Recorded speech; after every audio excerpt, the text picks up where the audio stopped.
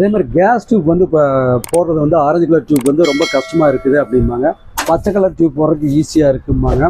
முதல்ல பச்சை colour tube தான் போடுறதுக்கு ஈஸியாக இருக்குது, இந்த ஆரஞ்சு கலர் டியூப் போட முடியாது அப்படிம்பாங்க. பட் ஆரஞ்சு கலர் டியூப் இப்போல்லாம் வந்து கொஞ்சம் ஈஸியாக போகிற மாதிரி வந்துச்சு. நீங்கள் எப்படி போகிறதுன்னு சொல்கிறேன். நீங்கள் ரொம்ப ப்ரெஸ் பண்ண வேண்டியதில்லை.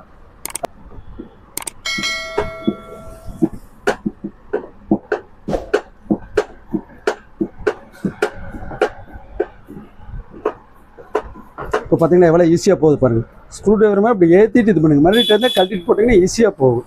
அதேமாதிரி டியூப்பை பிடிச்சி எக்காரத்து கூட இப்படி இழுக்காதீங்க. கழட்டுறப்ப மறுபடியும் இப்படி ரொட்டேட் பண்ண மாதிரி ஸ்க்ரூ டிரைவரில் கழட்டுற மாதிரி இப்படியே பாருங்கள், ரொட்டேட் பண்ணி ஈஸியாக வந்து ரொம்ப போட்டு ப்ரெஸ் பண்ண வேண்டியதில்லை. போடுறப்ப ஈஸியாக ரொட்டேட் பண்ண மாதிரி போடுங்க. கழட்டுறப்ப இப்படி ரொட்டேட் பண்ண மாதிரி இழுத்திங்கன்னா ஈஸியாக இருக்கும். இப்போ அதேமாதிரி இந்த பக்கம் பார்த்தீங்கன்னா ரெகுலேட்டர் போகிறதுக்கு முன்னாடி இது கொஞ்சம் லூஸ் பண்ணிட்டீங்கன்னா ஈஸியாக இருக்குது. முதல்ல மாதிரிலாம் கஷ்டம் கிடையாது. இப்போ ஆரஞ்சு கலர் டியூபுமே கொஞ்சம் இது பண்ணாங்க. அதே மாதிரி முடிஞ்ச மட்டும் கட் பண்ணி போடாதீங்க. டியூப்பில் பார்க்குறப்ப வெடுப்பு இருக்கான்னு பாருங்கள். நிறைய பக்கம் பார்த்தீங்கன்னா அந்த பழைய டியூப்லலாம் பார்த்தீங்கன்னா வெடுப்பு இருக்குது. உங்களுக்கு நிறைய பேர் தெரியாது. நீங்கள் வேணால் உங்கள் வீட்டில் இருக்கிறப்போ இப்படி ப்ரெஸ் பண்ணி பாருங்கள், வெடுப்பு இருக்குது. வெடுப்பு இருந்தால் டியூப்பை வந்து இமிடியேட்டாக மாற்றிடுங்க. தொடர்ந்து வீடியோ வந்துகிட்டே இருக்குங்க. லைக் பண்ணுங்கள், ஷேர் பண்ணுங்கள், சப்ஸ்கிரைப் பண்ணுங்கள்.